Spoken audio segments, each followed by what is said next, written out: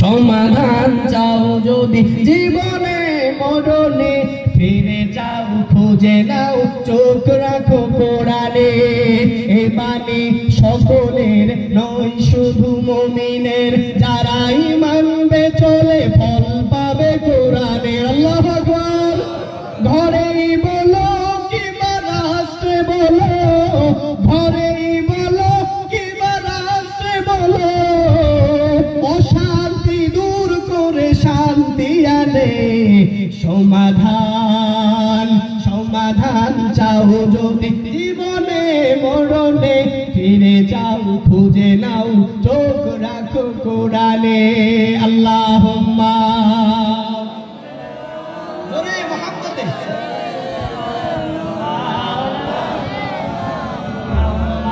وعلى آل سيدنا। আমি যেখানে ছিলাম আল্লাহ তাআলা শিক্ষা দিচ্ছে রাসূলের দরবারে কিভাবে কথা বলবেন। আল্লাহ তাআলা শিক্ষা দেয় রাসূলকে কিভাবে সম্বোধন করবেন। আপনি আমাকে প্রশ্ন করতে পারেন, আপনি বলেন স্পেসিফিক ভাবে আপনি আমাদেরকে বলেন কোথায় আল্লাহ তাআলা শিক্ষা দিয়েছেন নবীজিকে কিভাবে ডাকতে হবে। আমার একটা কথা মনে পড়েছে, আল্লাহর হাবিব একদিন এক গাছতলার মধ্যে পিছন থেকে কিছু মানুষ যাইতে যাইতে দেখে মুহাম্মদুর রাসূলুল্লাহ গাছতলায় নবীজিকে সম্বোধন করছে রাইনা। আরবি শব্দটা হলো রাইনা, আমাদের দিকে তাকাও, লুক এট মি। আমরা যেটা ইংরেজিতে বলি লুক এট মি, হ্যাঁ প্লিজ লুক এট মি, আমাদের দিকে তাকান। এটাকে আরবিতে বলা হয় রাইনা। ইয়া রাসূলুল রাইনা, আমার দিকে তাকান বা আমার দিকে তাকাও, হুকুম দিতেছে আল্লাহ তাআলা। সঙ্গে সঙ্গে ফেরেশতাকে পাঠিয়ে দিল, জিবরিল যা যা যা আল্লাহর হাবিবের কানে ফু দিয়া নবীজির কান মুবারকের মধ্যে বলে দাও। কি বলে দেব? আল্লাহ তাআলা বলেন বিসমিল্লাহির রাহমানির রাহিম, ইয়া আইয়ুহাল্লাযীনা আমানু লা তাকুলু রাইনা ওয়া কুলু দুরনা ওয়াসমাউ ওয়ালিল কাফিরিনা আযাবাম মুহিনা। দুহাত তুলে উচ্চ কণ্ঠে বলিষ্ঠ আওয়াজে বলতে পারবেন কি আল্লাহু আকবার?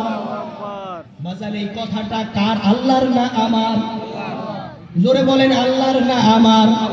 দুনিয়ার কোনো মুফতি সাহেবের নেই, দুনিয়ার কোনো মুয়াজ্জিন ইমাম সাহেবের নেই। আমি যে আয়াতটা তেলাওয়াত করেছি এটা কি আল্লাহর না দুনিয়ার কোনো মানুষের? জোরে বলেন যদি আল্লাহ তাআলার হয়।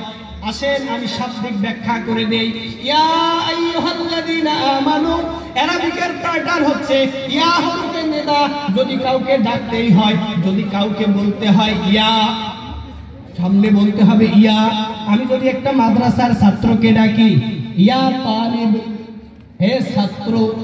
আমি যদি আমার আব্বাকে ডাকি, আমি ডাকতে পারবো না ও আব্বা, এইভাবে তো বলতে পারি না। আমাকে বলতে হবে ইয়া আবি, অথবা বলতে হবে আবি। এই আবি শব্দের অর্থেও ইয়া আবির দিকে নিসবত করে। ইয়া শব্দের অর্থ হলো হে, আবি এখানে আবা আবি। আমি যদি আবি বলি তখন বোঝাবে আমার আব্বা। ইয়া লাস্টে একটা ইয়া আছে, লাস্টে একটা ইয়া আছে, যেই ইয়াটা আমার নিজের দিকে মনসুব হয়। আমি আমার নিজের দিকে মনসুব করার জন্য আমি ইয়া ব্যবহার করেছি। ইয়া আইয়ুহাল্লাযীনা, আল্লাহর প্যাটার্নটা দেখেন, পবিত্র কোরআনের প্যাটার্নটা আমি আপনাকে ধরানোর চেষ্টা করতেছি। ইয়া আইয়ুহাল্লাযীনা আমানু, হে ঈমানদারেরা অথবা হে ঈমান আনয়নকারীরা। লা তাকুলু, জমার সিগা, জমার সিগা। লা তাকুলু, তোমরা বলিও না, তোমরা বলবে না। কি বলবে না? এটা সিগাটা যেটা হচ্ছে প্রেজেন্ট এবং ফিউচারের জন্য। লা তাকুলু, লা শব্দের অর্থ হলো না, তাকুলু শব্দের অর্থ হলো বলা। লা তাকুলু, তোমরা বলিও না রাইনা, আমাদের দিকে তাকাও। এইভাবে না, না এইভাবে না। আল্লাহ শিক্ষা দেয়। আল্লাহকে প্রশ্ন করলাম, আল্লাহ যদি লা তাকুলু রাইনা হয়ে থাকে, যদি রাইনা বলে না ডাকি তো কি বলে ডাকবো? আল্লাহ তাআলা জবাব দিচ্ছে ওয়াকুলু উনজুরনা ওয়াসমাউ সুবহানাল্লাহ ওয়া কুল উনজুরনা আল্লাহ বলে তোমরা বলো উনজুরনা হাবিব আপনি আমাদের দিকে দৃষ্টি দেন সুবহানাল্লাহ বলেন না মজাক করে বলেন না সুবহানাল্লাহ কত সুন্দর করে আল্লাহ প্যাটার্ন শিক্ষা দিচ্ছে হাবিব আমাদের দিকে লক্ষ্য করেন আমাদের দিকে তাকান ওয়া ইনা বলা যাবে না ওয়া কুল উনজুরনা তোমরা বলো উনজুরনা নবীজি আমাদের দিকে তাকান ওয়াসমাউ আমাদের কথা শুনেন নবী আমাদের কথা শুনেন আল্লাহ তাআলা শিক্ষা দিলেন ওয়াকুল উনজুরনা ওয়াসমাউ ওয়ালিল কাফিরিনা আযাবান মুহিনা আর কাফেরদের জন্য রয়েছে শাদীদ আযাব জোরে বলবেন না নাউযুবিল্লাহ তাহলে কি কাফের হইবেন না মুমিন হইবেন জোরে বলেন না কাফের হইবেন না মুমিন হইবেন যদি মুমিন হতে চান ফিরে আসেন নবীজির দরবারে কিন্তু এটা আপনার আমার না যদি একজন অন্য ধর্মের মানুষ বলে আমি মুহাম্মদুর রাসূলুল্লাহর দরবারে যাব আল্লাহর হাবিব তাকে ওয়েলকাম করবে কেন এটা স্পেসিফিক কারোর পার্সোনাল সম্পত্তি না এটা দুনিয়ার সকলের জন্য যদি কেউ চায় সে হেদায়েত প্রাপ্ত হোক যদি কেউ চায় আমার হাবিবে কিবরিয়ার দরবারে আসতে আসো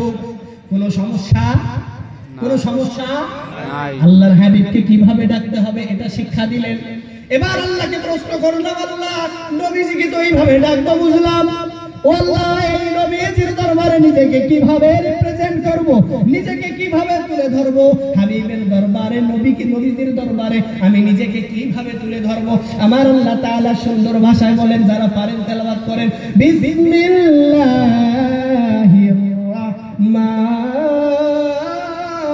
রাহমানির রহিম ইয়া আইয়ুহাল্লাযীনা আমানু লা তারফাউ আসওয়াতাকুম সুবহানাল্লাহ জোরে বলা যাবে কি সুবহানাল্লাহ আল্লাহ তাআলা শিক্ষা দিচ্ছে ইয়া আইয়ুহাল্লাযীনা আমানু হে ঈমানদারেরা ও ঈমানকারীরা শোনো নবীজির দরবারে এমন ভাবে কথা বলো এমন আওয়াজে কথা বলো যেন রাসূলের দরবারে নবীজির কথার চাইতে তোমার আওয়াজের সাউন্ডটা বেশি না হয় জোরে বলবেন না সুবহানাল্লাহ আমি যখন হাতটা তুলি তখন আচ্ছা আমি এতগুলো কথা বলতেছি আমার কি কষ্ট হয় না আমার কি কষ্ট হয় না আপনার যদি গলা আমারও তো গলা আর আপনি যদি চিন্তা করেন আমি এখানে বসে আছি আমার এটা গলা না এটা মেশিন আমি সেট করেছি ল্যাপটপে যেভাবে সেট করে রাখি ওইভাবে সেট করেছি না তো আপনি যদি মাঝে মাঝে একটু সুবহানাল্লাহ বলেন আর আমি হ্যাঁ বলবো শুরু করব আমি যদি সবসময় এখানে বলতে থাকি আর আপনি যদি মাঝে মাঝে একটু সুবহানাল্লাহ না করেন তাহলে তো এটা ব্যাপারটা কেমন হয়ে গেল একটু খেয়াল রাখেন এই দিকে তাহলে মাঝে মাঝে একটু হাতটা তুলে সুবহানাল্লাহ বলে দিয়েন আল্লাহ তাআলা শিক্ষা দিতেছে ও ঈমানদারেরা নবীজির দরবারে হাবিবে কিবরিয়ার দরবারে নিজেকে এমন ভাবে রিপ্রেজেন্ট করো নিজেকে এমন ভাবে তুলে ধরো তুমি যদি কথা বলো তুমি যদি কোনো আওয়াজ বের করো আল্লাহর হাবিবের আওয়াজের চাইতে তোমার আওয়াজটা যেন বেশি না হয় তাহলে বোঝা গেল নবীজির দরবারে আস্তে কথা বলা লাগবে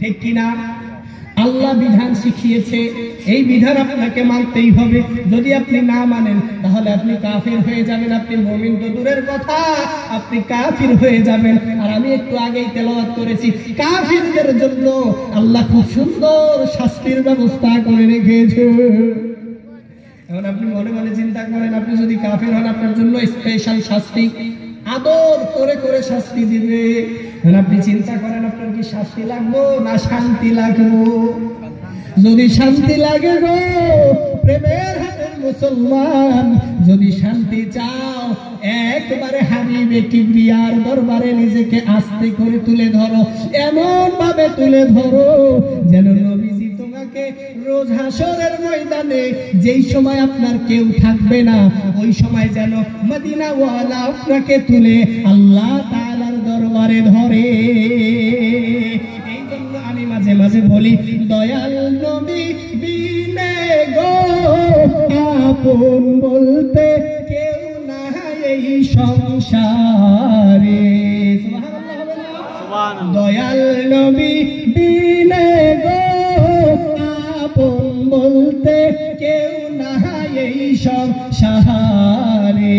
আমার দয়াল নবী দিবেন দেখা, দয়াল নবী দিবেন দেখা, পড়াইবে হাসরে।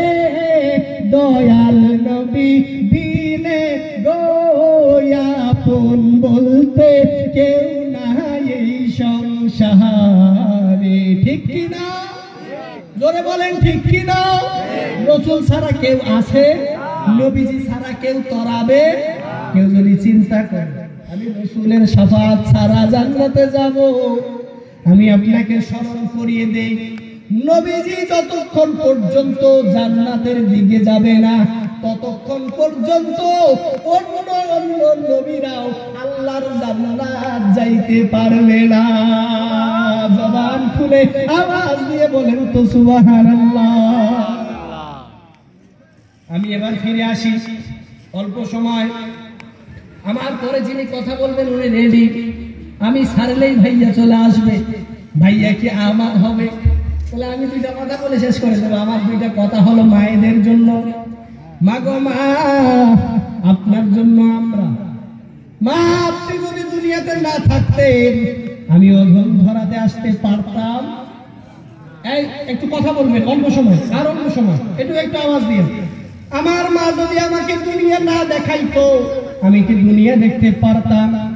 নিঃসন্দেহে আল্লাহ তাআলার মদদ এখানে আছে, কিন্তু আমার আম্মাজান হলো উৎস, আম্মাজান হলো জারিয়া।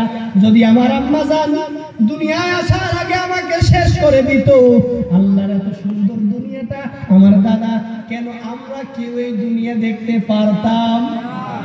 জোরে বলেন পারতাম? এই মায়ের মর্যাদা বাড়িয়েছে কে? আল্লাহ এবং আল্লাহ। জোরে বলেন আল্লাহ এবং আল্লাহ। হ্যাঁ, নবীজি তো নিজেই মাকে ভালোবেসেছে, আপনি কি নবীকে মাকে ভালোবাসেন? আপনি কোন হরিদাস? আপনাকে যদি বলি লেখা নাই পড়া নাই, সলিমুদ্দিন মাস্টার ভাই, ও ভাই মাস্টার ভাই, তুমি লেখাপড়া করো না। যদি লেখাপড়া করো, মায়ের ইজ্জত মায়ের সম্মান তাকে কিভাবে রেসপেক্ট করতে হবে এটা তুমি কিতাবের মধ্যে পেয়ে যাইতা। তুমি যদি নরমালি কোনো কিতাব পড়ো, একেবারে ইসলামিক কিতাব হতে হবে এমন কোনো শব্দ, এমন কোনো কথা না। যদি এমনি নরমাল কোনো কিতাব পড়ো, ওই কিতাবগুলোর মধ্যে লেখা আছে মা বাবার কথার অবাধ্য হইও। জোরে বলেন হইও।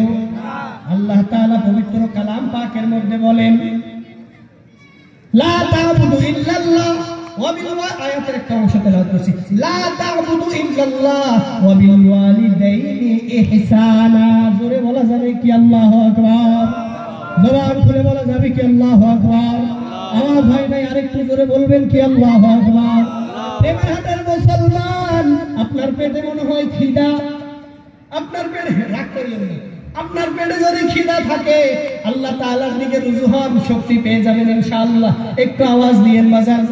আল্লাহ তাআলা বলতেছে লা তা'বুদু, তোমরা ইবাদত করিও না, ইল্লাল্লাহ, আল্লাহর ইবাদত আল্লাহ ছাড়া অন্য কারোর ইবাদত করিও না। লা তা'বুদু ইল্লাল্লাহ, আল্লাহ ছাড়া অন্য কারোর ইবাদত করিও না। ওয়া বিল ওয়ালিদাইনি ইহসানা, তোমার ওয়ালিদাইন দুইজনকে মিলে, দুইজনকে একসঙ্গে একত্রে আরবিতে বলা হয়েছে ওয়ালিদাইন, যেটা ইংরেজিতে বলা হয় প্যারেন্টস। কথা কি ক্লিয়ার? ইংরেজিতে আমরা বলি প্যারেন্টস, মাই প্যারেন্টস, অর্থাৎ আমার মা প্লাস আমার বাবা।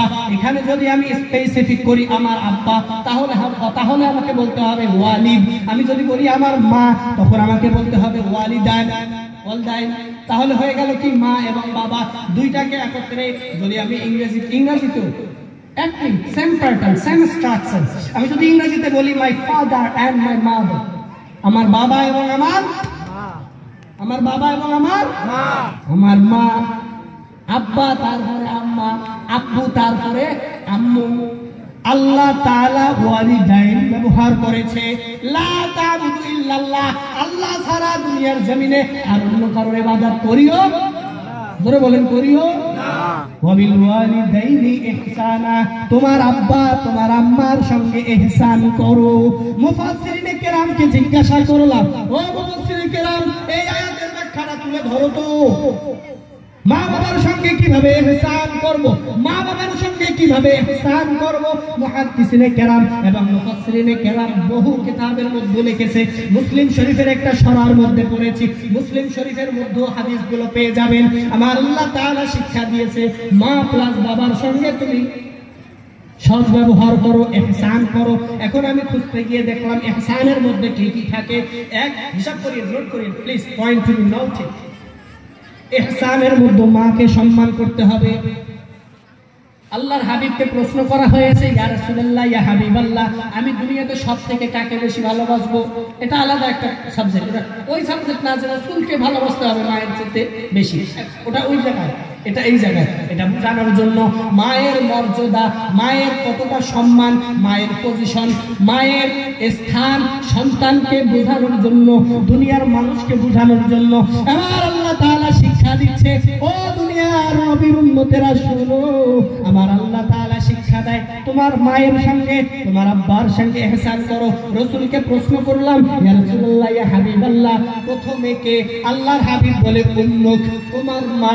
এরপরে আবার রাসূলকে জিজ্ঞাসা করলাম, ইয়া রাসূলুল্লাহ, ওয়া বাদা মান? ওয়া বাদা, আল্লাহর হাবিব বলে উম্মুক। দুইবার হিসাব করেন, দুইবার আল্লাহর রাসূলকে প্রশ্ন করা হলো, ইয়া রাসূলুল্লাহ, এরপরে কে? আল্লাহর হাবিব আবারও বলো উম্মুকা, উম্মুকা, উম্মুকা।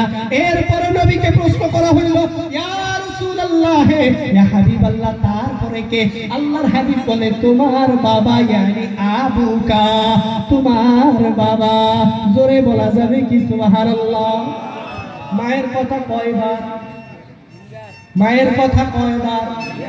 হিসাব জানেন নিও, জোরে বলেন, মায়ের কথা, মায়ের কথা 3 বার বললো। এখন আমি আপনাকে প্রশ্ন করব, কেন? আমার জন্য তো মেহনত করে আমার বাবা, আমার আব্বা তো বাইরে গিয়ে কর্ম করে, রোজগার করে, উপার্জন করে, ওইটা এনে আমাদেরকে দেয়। আমার বাবা যদি আর্ন না করে আমি কিন্তু বড় হইতে পারবো না। আমার আব্বা যতক্ষণ পর্যন্ত কর্ম করবে না ততক্ষণ পর্যন্ত আমাদের মুখে খাওয়ার যাবে না। তাহলে আমি আপনাকে স্মরণ করিয়ে দেই, তাহলে রাসূল কেন বললো তোমার মা, তোমার মা, তোমার মা? অতঃপর 4র্থ নম্বরে আল্লাহর হাবিব কেন জবাব দিয়ে বললেন তোমার বাবা? এখান থেকে এই জিনিসটা ক্লিয়ার হয়ে যায়, মায়ের মর্যাদা আমার রাসূল কিভাবে বাড়িয়েছে। আপনি তো শুনে থাকবেন দাহিয়া কালবির কথা। দাহিয়া কালবি সন্তানকে জীবিত দাফন করেছিল। নারীকে দাফন করার পরে আল্লাহর হাবিব ঘোষণা দিল, যার একটা মেয়ে হবে সে জান্নাতি হবে, যার 2টা মেয়ে হবে সে জান্নাতি হবে, যার 3টা মেয়ে হবে সেই ব্যক্তি আমি রাসূলুল্লাহর সঙ্গে জান্নাতি হবে। তাহলে রাসূল বলেছে, রাসূল দিয়েছে, রাসূল ইজ্জত বাড়িয়েছে। দুনিয়ার কোন মানুষের সাধ্য আছে মায়ের মর্যাদা কমিয়ে দিবে? বাজানো বলেন তো জোরে, দুনিয়াতে কেউ আছে মায়ের সম্মান কমাবে? তাহলে আল্লাহ এক জায়গায় বলতেছে ইহসান করো, অন্য আয়াতে বলতেছে এমন ভাবে তোমার মায়ের সাথে আচরণ করিও না যেন তোমার আম্মু শব্দটা বলে ওঠে তোমার বিপক্ষে চলে যায়। আল্লাহ শিক্ষা দেয়, বান্দারে তোমার মাকে উফ শব্দটা করাইও না, তোমার মা যদি কষ্ট পায় তোমার সব কিছু চলে যাবে। আল্লাহর হাবিবকে প্রশ্ন করলাম, ইয়া রাসূলুল্লাহ, মায়ের সম্বন্ধে কিছু বলেন। রাসূল বলতেছে, আল জান্নাতু তাহতাল আকদামি উম্মাহাত। উম্মত শোন, শোন রে উম্মত শোন, আল জান্নাতু, জান্নাত, দা প্যারাডাইস, দা প্যারাডাইস। প্যারাডাইস শব্দের অর্থ হলো জান্নাত, তাহতা শব্দের অর্থ হলো আন্ডার, यानी তলে, যেটার বাংলা অর্থ হলো তলে। উর্দুতে আমরা বলি নিচে, বাংলাতেও যদি এটা হয় उसके नीचे है भैया। किसके नीचे? माँ की पैर जो है, माँ की कदमों के नीचे आपकी जन्नत है। अल जन्नतु तहतल अक़दामी उम्महात, the paradise under the foot of your mother। তোমার মায়ের পায়ের নিচে তোমার জান্নাত। জবানটা খুলে বলতে পারবেন ঘোষণাটা কি? নবীজির না আমার?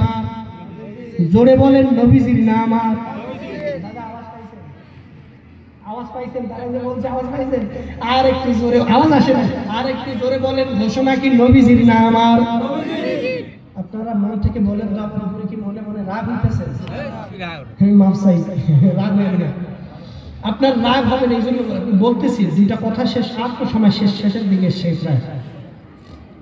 গভীর মনোযোগ, ও প্রেমের হাটের নবীরা, নবীর উম্মতের দল, গভীর মনোযোগ দিয়ে শোনেন। আল্লাহ তাআলা বলে ইহসান করো, রাসূল বলে তোমার মা তোমার মা তোমার মা। অন্যদিকে গেলাম, মায়ের যেই দিকে যাই সেই দিকে শুধু মায়ের সম্মান আল্লাহর রাসূল বাড়িয়ে দিয়েছে। যেই কথা বলেছে এই কথার উপরে তো আর কোনো কথা থাকতে পারে না। কি কথা? না, কি কথা? তোমার মায়ের পায়ের নিচে তোমার জান্নাত। তো ওই জান্নাত যদি পেতে চাও, প্রেমের হাটের মুসলমান, ফিরে যাও তোমার মায়ের দিকে। যেই মায়ের সম্মান, যেই মায়ের ইজ্জত আমার আল্লাহ তাআলা, আমার রাসূলুল্লাহ এইভাবে বাড়িয়েছে, ওই নারী যদি বেচরিত্র হয়, ওই নারী যদি বদচরিত্র হয়, তারপরেও কিন্তু আপনার মা, ওই মায়ের পায়ের নিচেই তোমার জান্নাত হবে। কিন্তু হ্যাঁ, আপনার মা যদি খারাপ হয়, আপনার মা যদি চরিত্রহীন হয়, ওটা তাকে জবাব দিতে হবে আপনাকে। আপনার মায়ের কবরে আপনার আম্মা যাবে, আমার আম্মা জানের কবরে আমার আম্মা জান যাবে, আমার কবরে আমি যাব। কথা কি ক্লিয়ার? ফাইনাল কথা আপনাকে জানিয়ে দেই, মা আপনার, ভালোবাসার দায়িত্ব আপনার। আপনি যদি মাকে ডাবিয়ে রাখেন, আপনার বউকে তুলে ধরেন, ওই মা যদি আপনার নারাজ হয়ে যায়, খোদার কসম, যদি আপনার মা আপনার উপরে নারাজ হয়, দাদু গো, আমার আল্লাহ তাআলা আপনার উপরে নারাজ হয়ে যাবে। কেন? মায়ের নারাজগিতে নবীজি নারাজ হয়ে যায়, রাসূল নারাজ হওয়াতে আমার আল্লাহ নারাজ হয়। যদি প্রশ্ন করেন কিভাবে, আমি শুধু আপনাকে স্মরণ করিয়ে দিতে চাই হযরতে আলকামা রাদিয়াল্লাহু তাআলা আনহুর ঘটনা। ওটা মশহুর, ওটা পরিচিত, ওটা সকলেই শুনেছে, ওটা সকলেই জানে। আলকামা রাদিয়াল্লাহু তাআলা আনহু মায়ের সঙ্গে খারাপ আচরণ করার কারণে আলকামা ঘরের ভিতর থেকে বাইরে আসে, আলকামার আম্মা জান বাহির থেকে ঘরের ভিতরে যায়। বাহিরে আসার সময় আলকামার বাহুটা, আলকামার আর্মটা, ওই এলবোটা তার মায়ের আর্মে লেগে যায়। আর্মে লাগার কারণে আলকামার মা ডাক দিয়ে বলে, উফ বাজান, তুই আমাকে কষ্ট দিলি। আলকামা কোনো কেয়ার করলো না, করা উচিত ছিল, মা লেগেছে আমি খেয়াল করি নাই। যদি কথাটা বলতো, মায়ের মন পানি রে বাজান, মা মানে পানি, মা মানে পানি, মা মানে পানি। যদি তুমি মাকে বলতা, মা আমি দেখি নাই, ভুল হয়েছে গো মা, মা আমি খেয়াল করি নাই, কষ্ট পেও না, এই কথাটা যদি বলতা, পাহাড় সমতুল্য তোমার উপরে যদি মন খারাপ থাকতো, এই একটা শব্দের সঙ্গে সঙ্গে মা আগুন থেকে পানি হয়ে যেত। সেটা বলে নাই, আলকামা সেটা খেয়াল করে নাই, চলে গেছে, নেগলেক্ট করেছে, অ্যাভয়েড করে চলে গেছে। ইন্ডিপেন্ডেন্ট টাইম আলকামা অসুস্থ হয়ে গেল, এমন অবস্থা হয়ে গেল আলকামার জীবনও যায় না, আলকামা সুস্থ হয় না।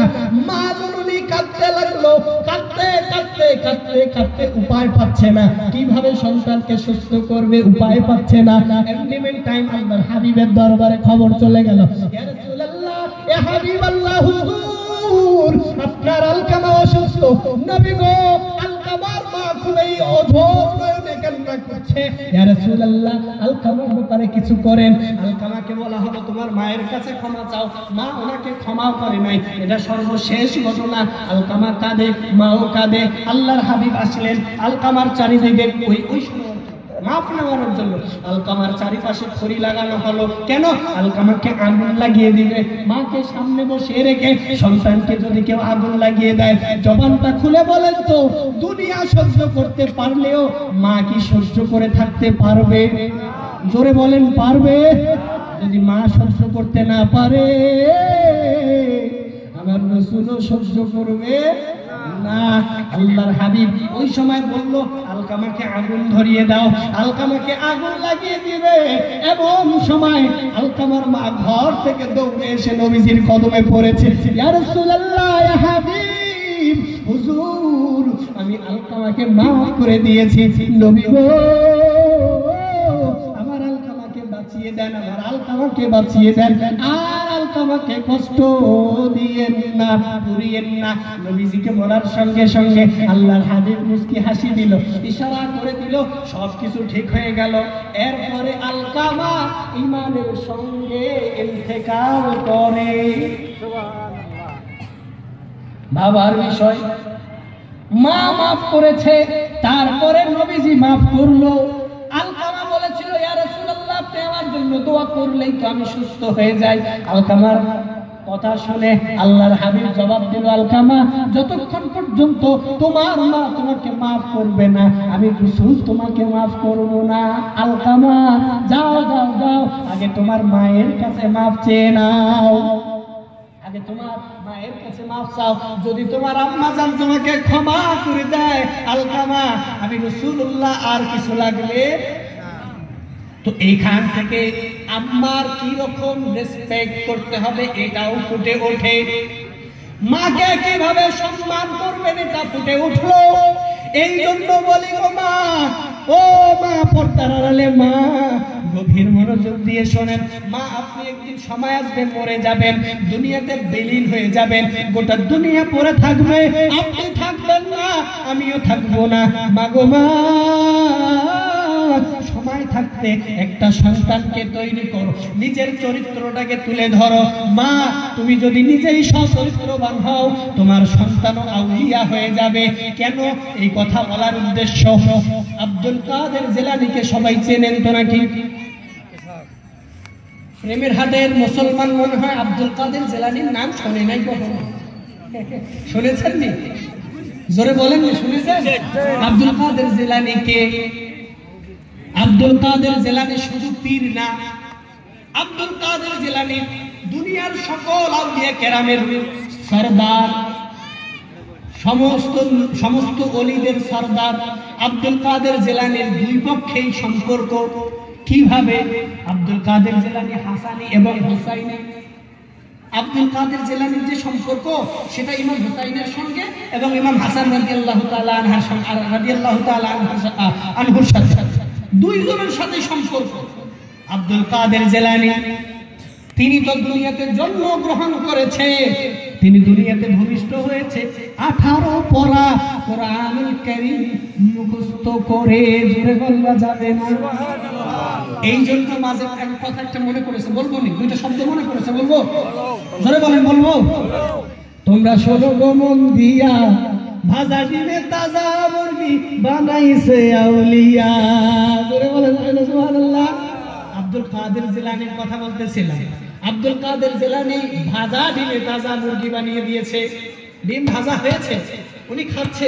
ওনার দরবারে একটা মা একটা সন্তানকে রেখে গেছিল, যে বাবা, এই সন্তানকে তোমার দরবারে রেখে গেলাম, সন্তানটাকে আমার শিক্ষা দিও, সন্তানটাকে সুশিক্ষায় শিক্ষিত করে দিয়েন।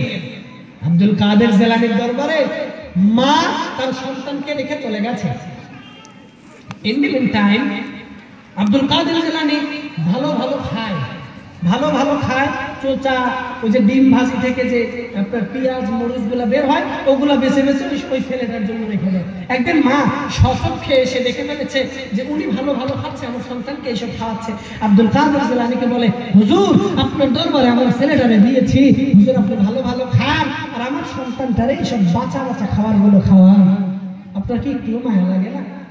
আব্দুল কাদের জিলানীকে এই কথা বলার সঙ্গে সঙ্গে বাজান উনি ওই ভাজা ডিম থেকে যেগুলা খেয়ে খেয়ে ঝুঁটাগুলো পালা করে এক জায়গায় রেখেছিল, ওই ঝুঁটোগুলো হাতের তালুর মধ্যে নিয়েছে, কি যেন মিট মিট মিট মিট করে একটা ফু দিয়েছে, ফু দিয়ে এরকম খুলে দিয়েছে, হাতের তালা থেকে পক পক পক পক শব্দ করতে একটা মুরগি জন্ম নিয়েছে। এই জন্য মাঝে মাঝে বলি, তোমরা শোনো গো মন দিয়া, ভাজা ডিমে তাজা মুরগি বানাইছে আউলিয়া রে, ভাজা ডিমে তাজা মুরগি বানাইছে আউলিয়া। আব্দুল কাদের জিলানী হুজুর দুনিয়াতে ভূমিষ্ঠ হয়েছে পবিত্র কোরআনের 18 পারা মুখস্থ করে। সুবহানাল্লাহ। কেন? পিছনে দেখেন তার মা কেমন ছিল। একটা সন্তান যখন গর্ভে আসে, ওই সন্তানকে নিয়ে যদি মা সত্য কথা বলতে শুরু করে, ওই সন্তানকে সন্তানকে পেটে ধারণ করে মা যদি দিনের একটা অংশকে ভাগ করে, দিনের কয়েকটা অংশকে যদি কয়েকটা ভাগে বিভক্ত করে এবং ওই ভাগ করা ভাগগুলো নিয়ে এক ভাগে ইবাদত, এক ভাগে রিয়াজাত, এক ভাগে দুনিয়া, এক ভাগে দিন, এইরকম করে যদি পুরো দিনটাকে ভাগ করে যদি নিজেকে একটু ওই সন্তানের জন্য প্রিপারেশন নেয়, ওই সন্তানের জন্য, সন্তানের চরিত্রবান বানানোর জন্য মা যদি চরিত্রটা ভালো করে, আল্লাহর কসম করে বলি রে নবীর উম্মত, দুনিয়া উল্টে যাবে। ওই মায়ের চরিত্র যেমন থাকবে, যেমন ওই পেটের মধ্যে সন্তানটা পাবে, ওই সন্তান দুনিয়াতে ভূমিষ্ঠ হওয়ার পরে ঠিক ওইভাবে ওই মায়ের চরিত্রে চরিত্রবান হয়ে যাবে। ওই সন্তানটা কিন্তু মাকে খুব বেশি রেসপেক্ট করে, ওই সন্তানটাই মুরব্বীদেরকে সম্মান করে, ওই সন্তানটাই মানুষের ভালোবাসা অন্তরে ধারণ করে। শোনো হে প্রেমের হাটের আম্মারা, গভীর মনোযোগ দিয়ে শোনেন। মা গো মা, আপনার ইজ্জত বাড়িয়েছে আমার আল্লাহ, আপনার ইজ্জত বাড়িয়েছে আমার রাসূল, আপনার ইজ্জত বাড়িয়েছে আল্লাহর ওলিরা, আপনার ইজ্জত বাড়িয়েছে উলামায়ে কেরাম, আপনার ইজ্জত বাড়িয়েছে আল্লাহ। যেখানে আল্লাহ আপনার ইজ্জত দিয়েছে মা, আপনি সেখানে আপনার নিজের ইজ্জতটা কেন কমাইবেন? আপনার নিজের ইজ্জতটা যদি আপনি ধরে থাকতে পারেন, আপনার দিন দুনিয়া দুইটাই সুন্দর, আপনার সংসার সুখের।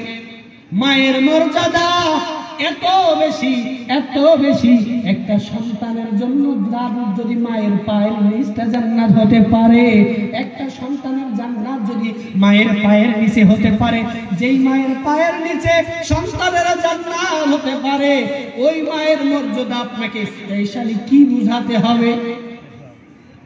কথা বোঝার চেষ্টা করবেন। আমাকে বলা হয়েছে ইসলামের নারীদের মর্যাদা, ইসলামে নারীর মর্যাদা অনেক বেশি, ইসলামে নারীর মর্যাদা অনেক বেশি।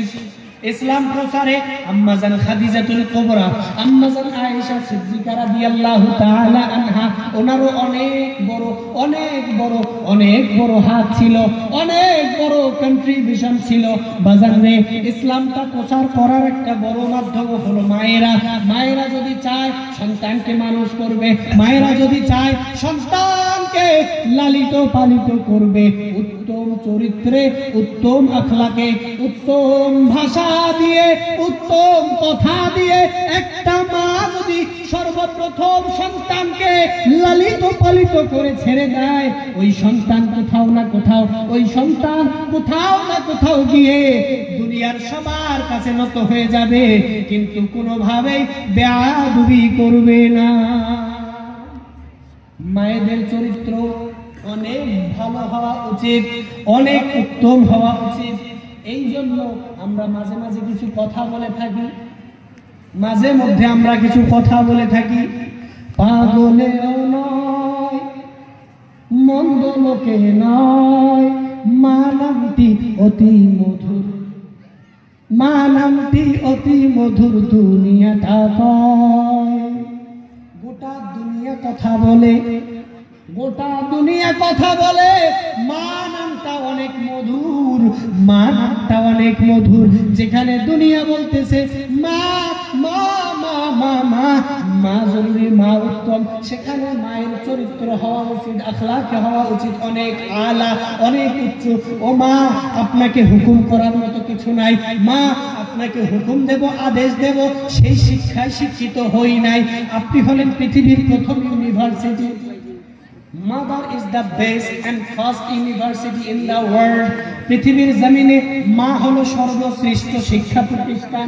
ওখান থেকে তো একটা বাচ্চা শুরু করে চলা, ওখান থেকেই তো একটা ছেলে মেয়ে শুরু করে আপনার দুনিয়া চলা।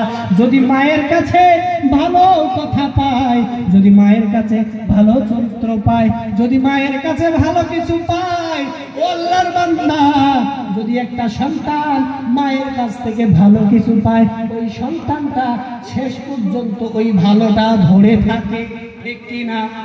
শেষ পর্যন্ত ধরে থাকে। তো আমি আপনাকে অনুরোধ করে গেলাম, কখনো মায়ের সঙ্গে খারাপ আচরণ করবেন? কথা বলেন না, জোরে বলেন। কখনো মায়ের সঙ্গে খারাপ আচরণ করিয়েন না। আর মা, আপনাকে বলে গেলাম, আপনি নিজেও একটু পর্দা করেন, আপনি নিজেও কোরআন শরীফ পড়েন, আপনি নিজেও রাসূলের হাদিস পড়েন, আপনি নিজেও আল্লাহর ইবাদত করেন, আপনার সন্তানকেও ইবাদতের দিকে ধাবিত করেন।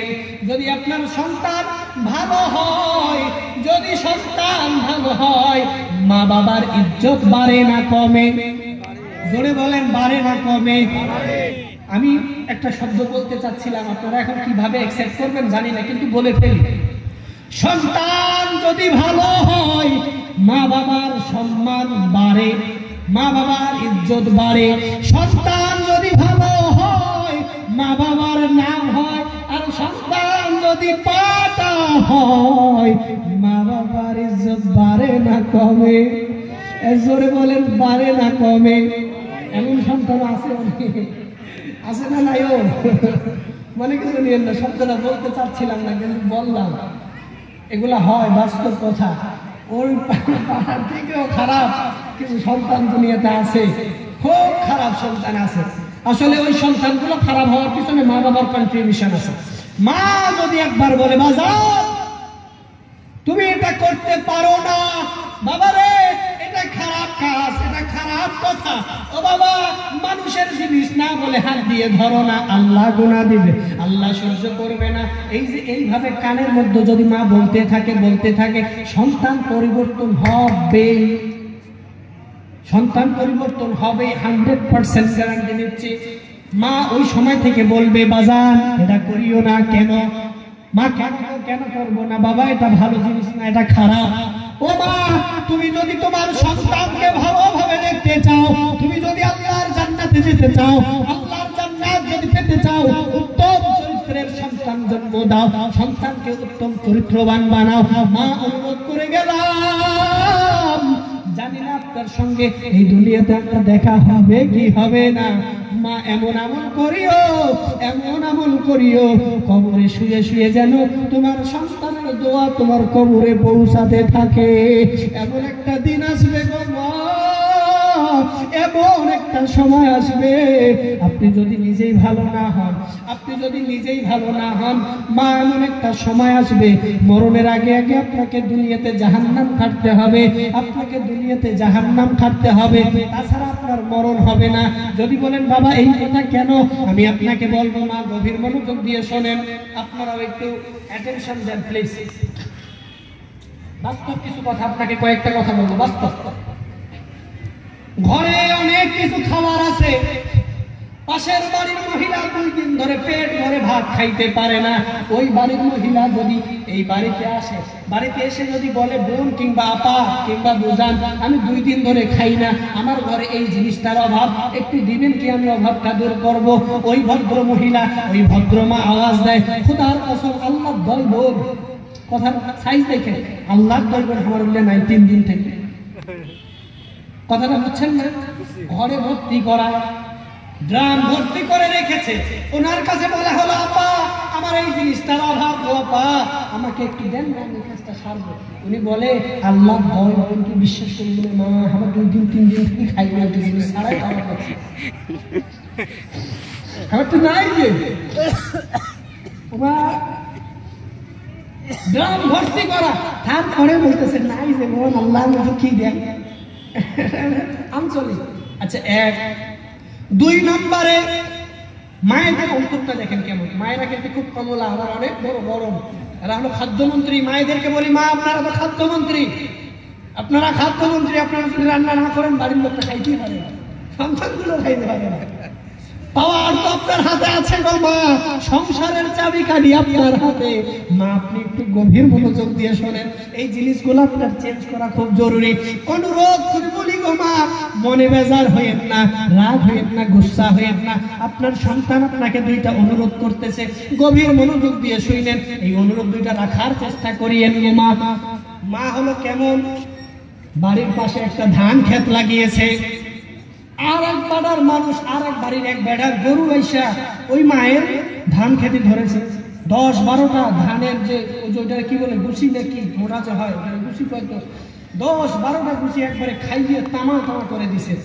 ওরে বাপ রে বাপ, আর কোথায় থাকে ভাষা, তোমার হুঁশ নাই? তোমার বিবেক নাই, তোমার গরু প্রত্যেকদিন আমার এখানে খাওয়ানো শেষ করে দিল, তোমার জন্য কি দেখেন আওয়াজ করি না, একেবারে মুখে যা সে তা বলে। মা অনুরোধ করে বলি গভীর মনোযোগ দিয়ে শোনেন, এটা হলো 2 নম্বর কথা। আমি প্রথম কথার সলিউশন হলো আপনার ঘরে আছে, আপনি যদি দিতে না চান আপনি বলে দেন আমার ঘরে আছে কিন্তু দিতে পারবো না, মানুষটা গরম হবে, মানুষটা রাগ হয়ে যাবে, আমি মাছ চাই আপা, আমি দিতে পারবো না, উনি কিন্তু একটু খুশি হবে। যদিও জিনিসটা আপনার কাছে না পায় পক্ষান্তরে কিছু সময়ের জন্য হলে উনি খুশি হবে, যাক রে নাইতে নাই, ওনার যে কথাটা শুনেছি এই কথাটা শুনে তো আমার অন্তরটা ভরে গেল, আমার লাগবে না, আপনি যে বলেছেন আপা আমি অনেক খুশি হইলাম।